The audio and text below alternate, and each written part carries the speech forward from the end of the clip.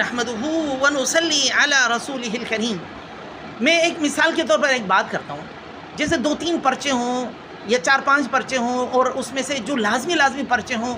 اگر ایک آدمی ایک پرچے کے اندر 100 نمبر لے لے، 101 نمبر لے لے، لیکن جو دوسرا لازمی پرچہ اس کے اندر فیل ہو جائے، تو آپ کل ملا کر کے اس کو کیا کہیں گے حضرت؟ وہ فیل ہی شمار ہوگا، وہ لازمی پرچہ ہے۔ تو اسی طرح آج ہم عبادات کے اندر مسجد، مدرسہ، مرکز، خانقاہ، اس دین کے اندر تو ہم کہتے ہیں کہ 100 نمبر آنے چاہیے پورے کے پورے، اچھی بات ہے،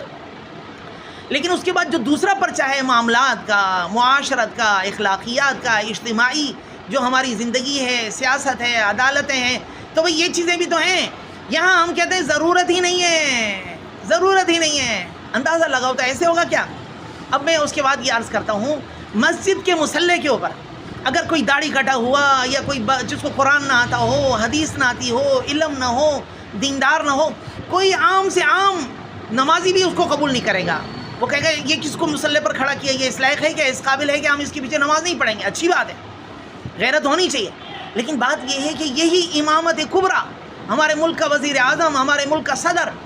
تو وہ بھی تو اس لائق ہو کہ وہ اللہ کا خلیفہ بن سکے، وہ بھی تو اس لائق ہو کہ نبی صلی اللہ علیہ وسلم کا نائب بن سکے، وہ بھی تو اس لائق ہو کہ مسلمانوں کا یعنی امیر المومنین اور خلیفۃ المسلمین بن سکے۔ حضرت اس لائق تو ہو نا کم سے کم۔ یہاں آ کر ہم بڑے دیندار لوگ جو ہے نا وہ فیل ہو جاتے ہیں، وہ کہتے ہیں بابا جو بھی ہوں، جیسے بھی ہوں، بس سب ٹھیک ہے، سب درست ہے، سب بہتر ہے، اندازہ لگا، اور اس کے بعد بلکہ الٹا کہتے ہیں کہ مولوی کا کیا کام ہے سیاست؟ حضرت مولوی ہی کا کام ہے سیاست، مولوی جائے گا تو ان کو درست کرے گا نا، اور اس کے بعد جب تک یہ معاملات درست نہیں ہوں گے۔ میں ایک بات کرتا ہوں، اگر ہم حقدار کے حق کی بات نہیں کریں گے، ظلم والے کو ظلم سے نہیں روکیں گے، اس کو غلط نہیں کہیں گے، اور اس کے بعد جو کچھ بھی برا ہوتا ہو وہ اجتماعی معاملات میں ہمارا اس سے مسئلہ ہی نہیں ہے، پھر اس